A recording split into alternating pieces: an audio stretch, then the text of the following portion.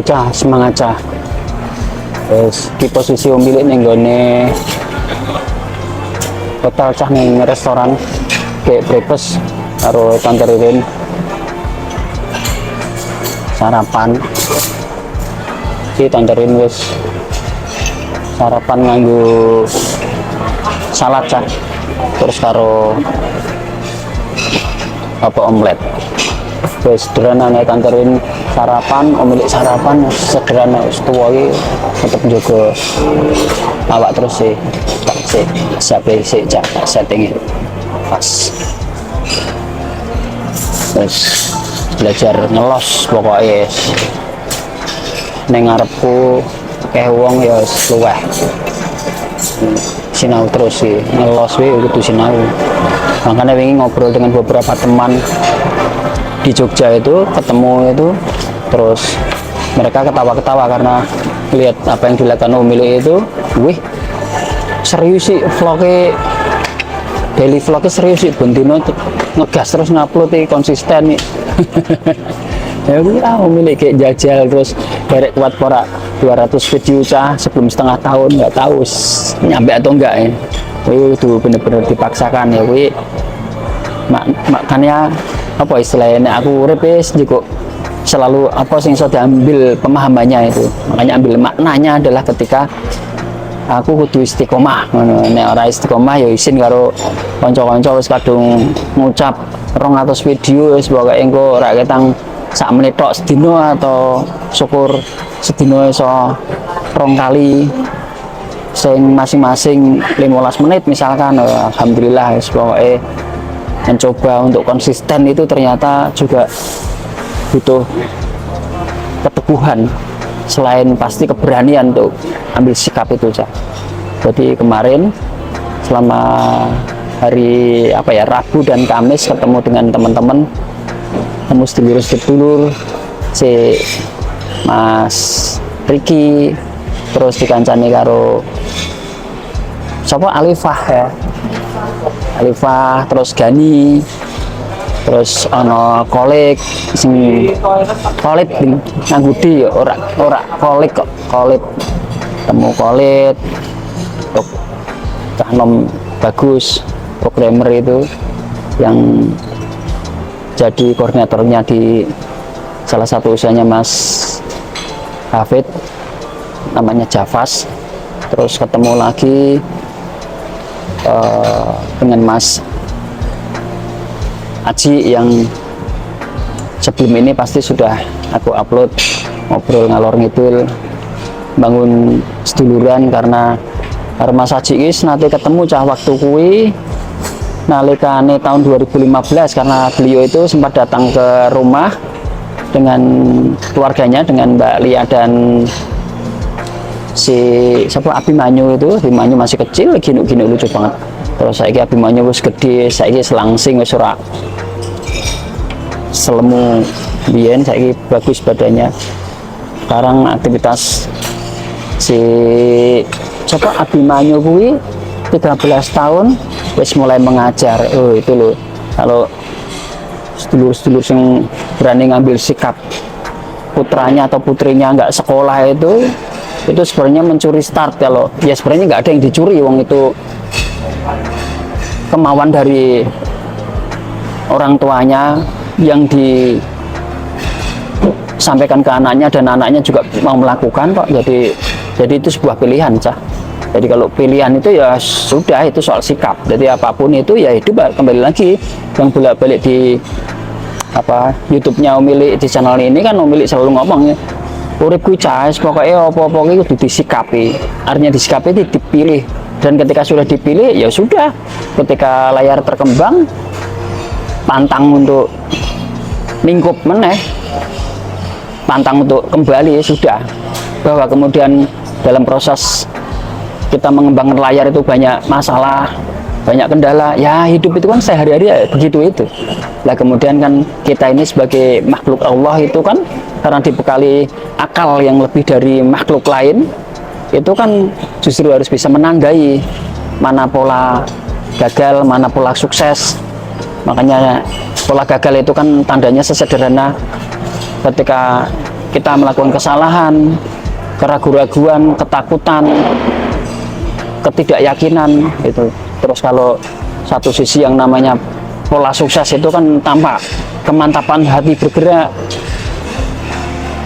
terus semangat, ada kemauan yang mendorong di alam dalam untuk terus melakukan sesuatu. Ya, seperti halnya Omil ini ketika mencoba menguji coba dengan membuat channel Omili ini, ya itu jadi bagian proses yang apakah ini pola akan berhasil atau tidak berhasil itu kan ditandai dari awal ini. Tapi rasa-rasanya begitu Omili merasa kok ngevlognya nyeneng ya cah, akhirnya ya wes jadi kesenangan udah. Tapi ya sekalipun kesenangan kalau tidak punya ketekunan juga ya begitulah. Jadi akhirnya bakat itu bukan menentukan satu-satunya keberhasilan. Makanya kalau Omili ini dari awal belajar ketika ngevlog aja, Tante Ririn saksi ya Tante, waktu awal-awal kalau kita Omili pas waktu di kamera itu Tante kan mesti stres. Kan pernah jadi saksi Tante waktu itu. Kapan itu ya? Waktu apa itu? Nggak keluar suaranya. Suaranya hilang ya. Ngene-ngene tok cah. Tapi ya serana suarane macet suarane. Nah ini sama juga Tante Ririn ini sebenarnya kan dibohongin sama Omili supaya ngomong pelan-pelan sekali-sekali. Lama-lama nanti lama-lama kita ngobrol berdua tentang anak-anak kita, tentang lihat orang lain, tentang ini, tentang lihat kita suasana di restoran ini kan kita ngobrol santai.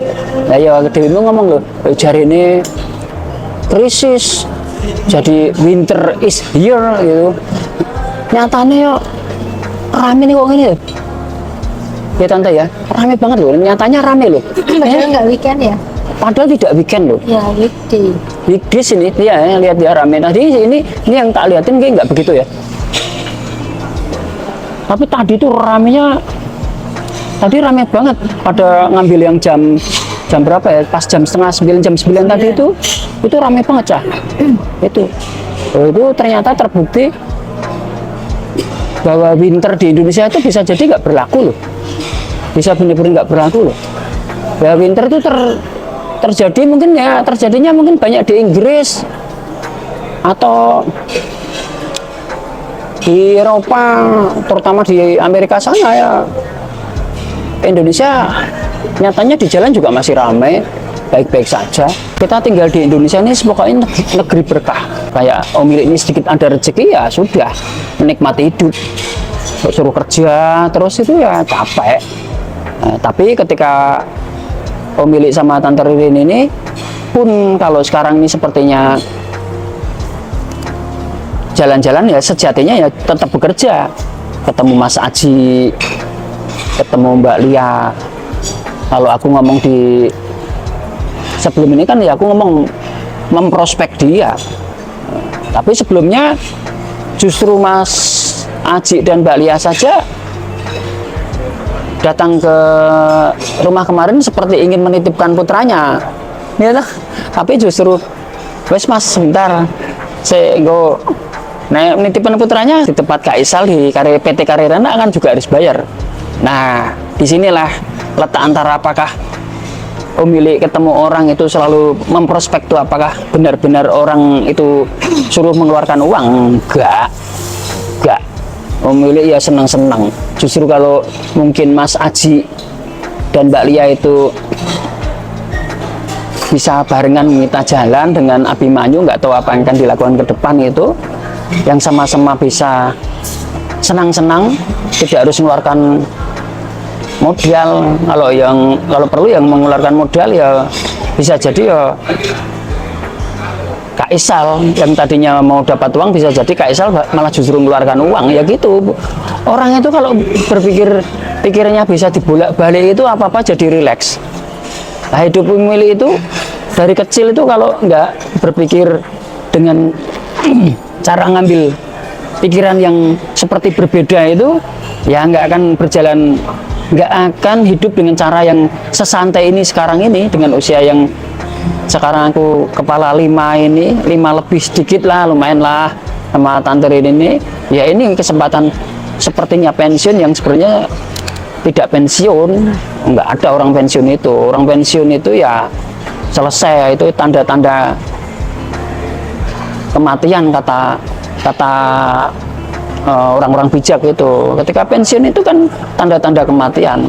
Ya kehilangan aktualisasi itu kan bagian dari proses manusia yang sebenarnya sudah mulai meredup kan, atau kalau tumbuhan menjadi layu hidup itu kan. Janganlah, apalagi Umi masih sehat walafiat, Tante Ririn alhamdulillah sehat walafiat selama pandemi aja, bahkan sekalipun belum pernah kena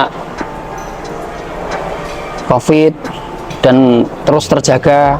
Ya tentu saja yang selalu di Umi ingatkan tuh, Cah, pertama selalu jaga kewarasan pikiran maupun terutama kewarasan badan gitu kan, gitu Cah. 2, selalu ingat silaturahmi. Pun di dalam silaturahmi itu pasti banyak masalah, udah pasti. Nggak ada orang silaturahmi itu nggak bermasalah. Justru ketika kita bersilaturahmi itulah di situ terjadi potensi masalah. Tetapi Cah, kalau misalkan sudah terjadi ada kan potensi masalah, tanpa sadar kita ngomong terlalu jujur dan terus terang, orang lain sakit hati.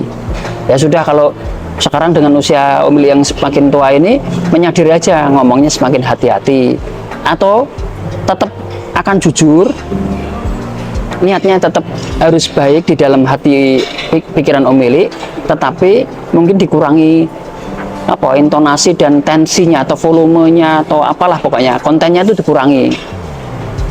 Nah sebaliknya, ketika orang lain sama Umi sama Tante Ririn terus menyinggung, ya enggak kami anggap, kami sudah rampung itu soal tersinggung ke orang lain itu ya enggak. Makanya ketersinggungan itu Cah, itulah tanda kekanak-kanakan. Jadi gitu. Jadi kalau Umi ngomong tegas-tegas gini, ini ke style, nggak usah bikin baper. Nah makanya terus tanda hidup kita itu, ketika kita hidup itu masih dalam keadaan gampang tersinggung, lah itulah tanda-tanda kekanak-kanakan, sekalipun usia kita mungkin sudah dewasa atau bahkan sudah tua. Hati-hati Cah, gitu. Terakhir, selalu yang ketiga, akhirnya begini, jadi metal. Selalu dimanapun, cari kesempatan untuk cari ilmu. Di dalam silaturahmi itu kan terdapat banyak informasi, terdapat banyak ilmu. Ini Umi nih, liatin.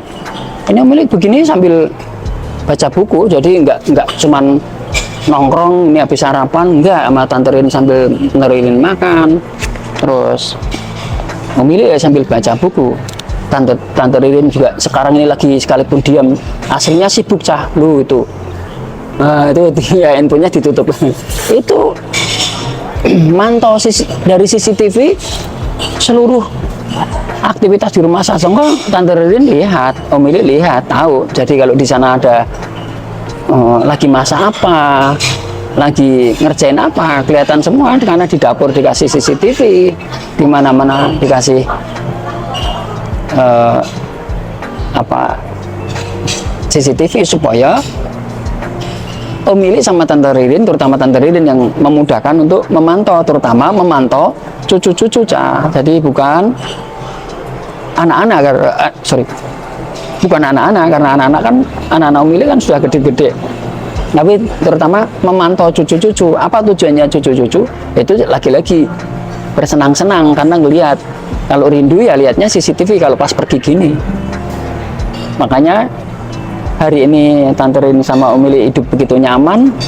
Ya ini ya bisa jadi persoalan yang setiap simbah atau setiap ya manusia yang sedang menjadi simbah itu pasti akan terjebak di situ. Dan jebakan-jebakan hidup yang baik itu apakah tidak dinikmati? Ya harus sangat dinikmati, tetapi ambil kecukupannya. Selebihnya karena Tante Ririn dan Umi ini masih bisa ngegas ke sana kemari, jalan keluar kota itu sambil silaturahmi. Jangan-jangan nanti dalam perjalanan silaturahmi itu ada kemungkinan kerjasama dengan pihak lain, bisa kerjasama bisnis dengan tempat lain, bisa setidaknya bisa bisa manfaat untuk orang lain. Nah itu yang kami kerjakan. Oh ya, kemarin juga ketemu namanya Mas Ferry dan Mbak Tika ya, Tante ya, itu keren itu si Ferry Mangrove itu ada mangrove planting kalau di Jalan Kejayan itu ada beberapa titik dia punya aktivitas. Selain itu dia juga punya pesantren, punya apa lagi dia? Oh, punya itu. Kemarin kita ke Puncak Kopi Rindu. Wicca, silakan nanti kapan-kapan kalian kalau ke Jogja bisa di searching daerah Bantul itu. Lumayan dari Jogja kota mungkin sekitar berapa sih? 30-40 menit lah ya, sekitar itu. Tempatnya keren sih. Keren. Tempatnya keren di atas gitu. Jadi kota Bantul itu kelihatan. Nih aku coba nanti kasih insertnya di sini ya. Nih, itu Cah insert tuh gaya Umilik bilang insert gitu Cah. Jadi ya Umilik ini sekarang lumayan bisa sangat menguasai CapCut, Capcut. Nah, itu belajar sendiri. Sekalipun Umilik bisa minta tolong orang lain untuk ngajari, atau bahkan kalau sudah ambil gambar gini terus orang lain yang ngedit ya gampang banget kan. Tapi enggak lah. Makanya Umilik ngasih challenge diri Umilik sendiri, bisa enggak Umilik, ayo, katanya pengen ngegas. Kalau ngegas itu ora mek cangkeman tok, tapi juga belajar untuk melakukannya sendiri. Kalau sudah melakukannya sendiri bisa lah, baru serahkan orang lain nggak apa-apa, baru disistemkan gitu. Wah, hidup apa sistem. Itu Cah lumayan ki, ternyata panjang ya, lebih sekali 15 menit nyangkem ini tak ora cetha, nggak jelas. Muga-muga kanggo aku sama Tante Ririn jadi otaknya biar nggak beku, biar terus bergerak, terus sambil ngomong di depan kamera. Saya ini ngomong apa kan mikir terus. Nah itu saja biar nggak cepet pikun gitu Cah. Semangat selalu, pokoknya hidup kita saling mendoakan, hidup kita saling support, terutama kiri kanan kita, saudara kita yang kita ketemu, ngobrol-ngobrol, selalu jaga hati untuk tidak mudah baper gitu ya Cah. Pokoknya semangat selalu, gas kencang.